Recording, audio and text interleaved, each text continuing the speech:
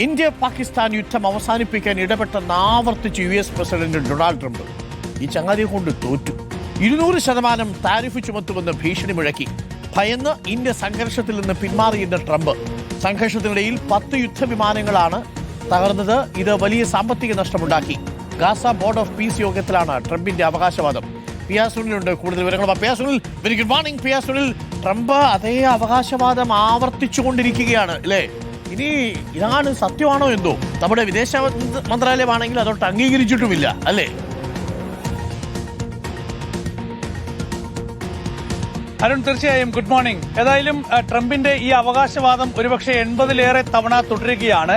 India Pakistan സംഘർഷം അവസാനിപ്പിച്ചതിനായി താൻ ഇടപെട്ടു എന്ന് പറയുന്നതിനൊപ്പം ഇത്തവണ ട്രംപ് കുറച്ചുകൂടി കടന്നാണ് പറഞ്ഞിരിക്കുന്നത്. ഇന്ത്യയെ വിരട്ടി എന്നാണ്. 200% അധിക തീരുവ ചുമത്തും എന്ന് ഇന്ത്യയെ ഭീഷണിപ്പെടുത്തി. ആ ഭീഷണി കേട്ട് ഇന്ത്യ വിരണ്ടു. പിന്നീട് പാകിസ്ഥാനുമായുള്ള സംഘർഷത്തിൽ നിന്ന് പിന്മാറി എന്നാണ് ഇപ്പോൾ ട്രംപ് അവകാശപ്പെട്ടിരിക്കുന്നത്. അങ്ങനെ കയ്യിൽ നിന്ന് പണം പോകും എന്ന് വന്നതോടുകൂടി ഇന്ത്യയും പാകിസ്ഥാനും ഈ ഒരു സംഘർഷത്തിൽ നിന്ന് പിന്മാറുകയായിരുന്നുവെന്ന് ട്രംപ് ഇപ്പോൾ അവകാശപ്പെടുകയാണ്. പല അന്താരാഷ്ട്ര വേദികളിലുമൊക്കെ തന്നെ ട്രംപ് ഈ ഒരു അവകാശവാദം തുടർച്ചയായി ഉന്നയിക്കുകയാണ്.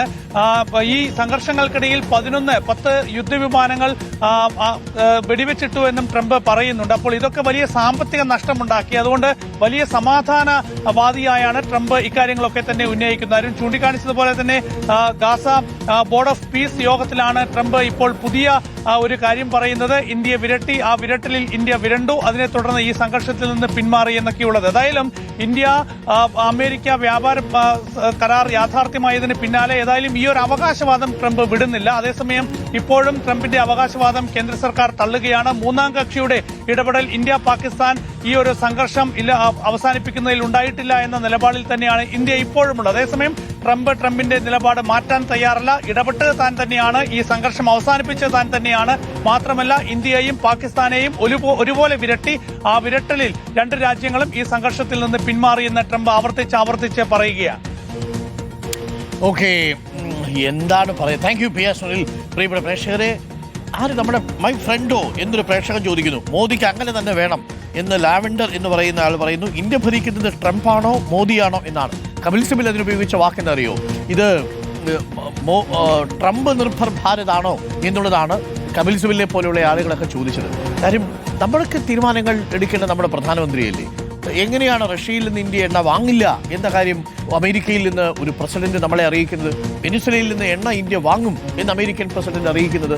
ഒരു രാജ്യം മറ്റൊരു രാജ്യത്തിന്റെ തീരുമാനങ്ങൾ എടുക്കുന്നത് എങ്ങനെയാണ്? വളരെ പ്രധാനപ്പെട്ട കാര്യമാണ്. നമ്മളെ കണ്ടുകിട്ടുമ്പോൾ നമ്മൾ പേടിക്കത്തില്ല എന്നാണ് എൻ്റെ വിശ്വാസം. പേടിച്ചു കാണൂ? ഇല്ല, പേടിച്ചു കാണാൻ സാധ്യതയില്ല. മൈ ഫ്രണ്ടൊക്കെയാണ്, പക്ഷെ എന്നാലും ആർക്കറിയാം. അപ്പോൾ പ്രിയപ്പെട്ട പ്രേക്ഷകരെ, സമയം 9 മണി കഴിഞ്ഞ് 53 മിനിറ്റ്. ഇപ്പോൾ ചില പ്രേക്ഷകർക്കെങ്കിലും സന്തോഷകരമായൊരു വാർത്ത കൂടി ഞാൻ പറയാം. അപ്പോൾ കേരളത്തിൽ ഉൽപ്പാദിപ്പിക്കുന്ന മദ്യങ്ങളുടെ പേര് ഒന്ന് ജവാൻ, അത് റമ്മാണ്. രണ്ടാമത്തേത് ഒരു ബ്രാൻഡി, അതിൻ്റെ പേര് മലബാർ മിസ്ട്രി, അതിപ്പോൾ വിപണിയിൽ വരാൻ പോകും. വേറൊരു ഐറ്റം കൂടി വരുന്നുണ്ട്. കശുമാങ്ങയിൽ നിന്നും ഉണ്ടാക്കുന്ന മദ്യം കേഫിനി ഉടൻ വിപണിയിലെത്തും. കൊള്ളാലോ, കേരയിൽ കേഫോൺ കേഫിനി. കണ്ണൂർ പയ്യാവൂർ ആനയടിയിൽ ഫാക്ടറി നിർമ്മാണം അന്തിമഘട്ടത്തിലാണ്. ഈ മാസം അവസാനത്തോടെ നിർമ്മാണം ആരംഭിക്കും. മാർച്ച് 10-നകം കേഫിനി വിപണിയിൽ എത്തിക്കാനാണ് ശ്രമം. അർജുൻ കല്യാൺ ഉണ്ട് കൂടുതൽ വിവരങ്ങളുമായി. അർജുൻ കല്യാൺ, കേഫോൺ, അതേപോലെ ഇപ്പോൾ ഇതാ വരുന്നു കേരയിൽ, അതിനുശേഷം കേഫിനി രംഗത്ത് വരാൻ പോകുന്നു എന്നുള്ളതാണ്. കശുവണ്ടിയിൽ ഗോവയിലൊക്കെ പോകുന്ന സമയത്ത് ഫിനിയെ കുറിച്ചൊക്കെ പറഞ്ഞു കേട്ടിട്ടുണ്ട്. കേരളത്തിൽ അങ്ങനെ കേഫിനി വരാൻ പോവുകയാണ്. യാഥാർത്ഥ്യമാവും അല്ലേ കശുവണ്ടിയിൽ നിന്നുള്ള മദ്യം? കശുമാങ്ങയിൽ നിന്ന്. ഡോക്ടർ, തീർച്ചയായിട്ടും കേഫനി കേരളത്തിൽ യാഥാർത്ഥ്യമാവാൻ വേണ്ടി പോവുകയാണ്. എന്തായാലും ഈ മാർച്ച് 10-നകം തന്നെ കേഫനി വിപണിയിലേക്ക് എത്തിക്കാൻ വേണ്ടി കഴിയും എന്നുള്ള ആത്മവിശ്വാസത്തിലാണ് അതിൻ്റെ അണിയറയിൽ പ്രവർത്തിക്കുന്നവർ. നേരത്തെ തന്നെ ഇത്തരമൊരു ആശയം സർക്കാരിന് മുന്നിലുള്ളതാണ്. അത് ആശയം തയ്യാറാക്കിയത് കണ്ണൂർ ജില്ലയിലുള്ള പയ്യാവൂർ സർവീസ് സഹകരണ ബാങ്കിൻ്റെ ഭാഗമായി നിൽക്കുന്നവരാണ്. അവർ ഇങ്ങനെ ഒരു ആശയം സർക്കാരിനുമായി പങ്കുവച്ചു. കാരണം ഈ കശുമാവിനകത്ത് സാധാരണ കശുവണ്ടി മാത്രമാണ് ഈ പറയുന്ന കർഷകരെല്ലാം ശേഖരിക്കാറുള്ളത്. അതിൻ്റെ പഴം സാധാരണ രീതിയിൽ ഉപേക്ഷിക്കാറാണ് പതിവുള്ളത്. അപ്പോൾ ആ പഴം കൂടി ഏതെങ്കിലും തരത്തിൽ ഒരു ഉൽപ്പന്നമാക്കി മാറ്റുവാൻ കഴിഞ്ഞാൽ അത് വലിയ രീതിയിൽ കർഷകർക്ക് സഹായകമാകും എന്നുള്ള ഒരു ആശയത്തിൻ്റെ ഭാഗമായിട്ടാണ് ഇത്തരമൊരു തീരുമാനത്തിലേക്ക് കാര്യങ്ങൾ എത്തിച്ചത്. എന്തായാലും ആ ആശയം ഒരു അന്തിമഘട്ടത്തിലേക്ക് എത്തിയിരിക്കുന്നു. ഈ പറയുന്ന കേഫനി മാർച്ച് 10-നകം തന്നെ വിപണിയിലെത്തിക്കും. മഹാരാഷ്ട്രയിൽ നിന്നുള്ള അതിൻ്റെ യന്ത്രസാമഗ്രികൾ, ഫാക്ടറിയിലേക്ക് ആവശ്യമായിട്ടുള്ള യന്ത്രസാമഗ്രികളെല്ലാം തന്നെ അടുത്ത ദിവസം, വളരെ അടുത്ത ദിവസം തന്നെ ഈ പറയുന്ന രീതിയിൽ പയ്യാവൂരിൽ ആനയടിയിൽ പ്രവർത്തിക്കുന്ന ആ ഫാക്ടറിയിലേക്ക്, ആ സ്ഥലത്തേക്ക് എത്തും. അത് 4 ഏക്കർ വരുന്ന ഒരു ഭൂമിയാണ്. ആ ഭൂമിയിൽ ചുറ്റുപാടും ഈ കശുമാവിൻ്റെ തോട്ടമാണ്. ആ തോട്ടത്തിന് നടുവിലാണ് ഈ ഫാക്ടറി. അപ്പോൾ അവിടെ നിന്ന് തന്നെ വേണം ആദ്യഘട്ടത്തിൽ ഈ പറയുന്ന കശുമാങ്ങ ശേഖരിക്കുകയും അവിടെ നിന്നും ഈ ഫെനി ഉൽപ്പാദിപ്പിക്കുകയും ചെയ്യും.